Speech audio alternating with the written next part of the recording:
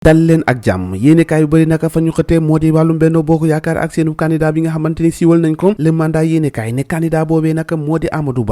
Ba booba cool de source le mandat yéenekaay ne na fintoon naka waa Benno Bokk Yaakaar naka doore nañ seen pouvoir Benno Bokk Yaakaar naka pootum biiru néeg ba fañ ko defee naka moo di ca palais ba te jàpp nañ palais boobee du permanence naka fañ ko waroon a defee moo di seenu permanence gaa ñu bëri nag ñaawlu nañ naka meeting bi nga xamante ni moom la ñu amaloon foofee ngir tànn seenu candidat Benno Bokk Yaakaar boobee seenu candidat boobee di Amadou Ba ngir dagaan baatu askan wi ci élection tànnee fu njiiti réew mi dëgmal ko yéeni kaay xëy na ci nee na Amadou Ba moom la ñu tànn silence naka brisant des APR de lee nag ñoom ñëpp ku nekk yaa ngi ne patous nag waaye am na si ñoo xamante ni daanaka nag mer nañu ci mbir mi Ousmane Faye bannaaw naka ba ñu amal réunion boobee ba ñu tànnee Amadou Ba la dal dee buub ay kaakam dem yoonam Abdoulaye Daouda Diallo Boun Dionne nag ñoom ñëpp nag daanaka sengee Mame Boye Diao naka ni kee lëg ak jàmm la fas yéene wax naka fan la féetee wala naka dafay demal yoonu boppam ci boobee jamono nag Aly Ngouille Ndiaye jël na yoonu boppam nag courage en deux mai nag gannaaw bi nga xamante ni si tànn nañ Amadou Ba fa la démissionné nag delloo lépp li nga xamante ni dénkoon nañ ko di ministre de l'agriculture moom Aly Ngouille Ndiaye ne fi li mbëtt mi bëgg la bar bi bëgg dem na yoonam boole ba mooy épouse Amadou Ba fintoon nekk gaa yaa ngi koy woowee li nga xamante ni si moo di première dame teel na di jëkkëram di Amadou Ba moom nag nee na dafa bëgg a sauver le Macky enjeu ak défi yi nga xamante ni si moo lalu naka ci boobu le tànneef challenge yu bëri yoo xamante ni mu ngi xaar Amadou Ba Mimi le défi Aly Ngouille Ndiaye démissionne Mame Boye Diao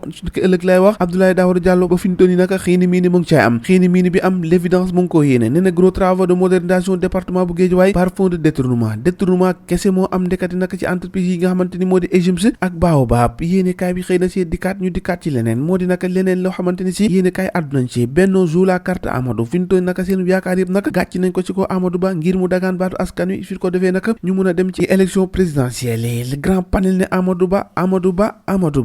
Ba moomee Vox Populi ne Macky Sall moo ngay motiver choix am naka tax mu def ko nag jàpp na ne Amadou Ba ci xam-xamam ci moral nag ak qualité humaine am tax na rek ba Amadou Ba mun a jiite réew mi loolee tax nag ñu tànn waaye du tànn boo xamante ni tànn yaa ma neex la mu bëgg rek moom fintoon yi waa APR ak ñi nga xamante ni moo di waa Benno Bokk Yaakaar booloo doon benn ànd ak moom liggéey ngir rek présidentielle 2024 ñu mun a am ndam l'exclusif yéen kaay nee na le sale choix booy xool naka choix boobee nag am na si loo xamante ni si ñu bëri ànduñ ci de tax na naka bu am ay frustration ñoo xamante ni si mer nañu plus que 169 jours yoo xamante ni si pour convaincre l'électorat Amadou Ba am na sasu rëy ndax li des si élection yi bëreetul téeméer ak juróom-benn fukk ak juróom-ñeenti bëccëg rek moo ci des naka ngir mu dagaan baatu askane loolee ndax dina yomb lu mu ci doon leneen nag la rançon de la résilience naka tàmbali na lii quotidien moo ko fësal ne Amadou Ba am na sas woo xamante ni si rëy na ndax hérité na brassard bu capitaine nag bi nga xamante ni si moo di Benno Bokk Yaakaar ngir rek élection yi ñuy dégmal nag ñu mun koo amal te ñu mun koo gagné Ziguinchor sous délégation spéciale l'avenir aujourd'hui ñoo ngi xool ba xam nan la ñuy def rek ak Ousmane Sonko mi nekk ci kaso gi nag ndax duñ ko yóbbul délégation spéciale ba nga xamante ni si moo di sax diwaanu Ziguinchor ndax moom ci jamono ji moo nga ca ndungu siin yéene kaay bi de légal fi ñu toll nag Benno booloo nañu naka seenu yaakaar yëpp a dénk ko Amadou Ba ndax fi ñu toll ni nag bëgg nañoo desaat ci nguur gi te Amadou Ba lañ ci wóolu nag l'homme providentiel la ko yéene kaay bi di tuddee le peuple di ko kañ nee na Amadou Ba nag am na sax woo xamante ni si Benno Bokk Yaakaar yëpp moom la ñu yaakaar nee na le choix de raison choix boo xamante ni xel dal na ci choix boo xamante ni gars yi ànd na ci choix boo xamante ni si mën na yóbbu coalition Benno Bokk Yaakaar fu sore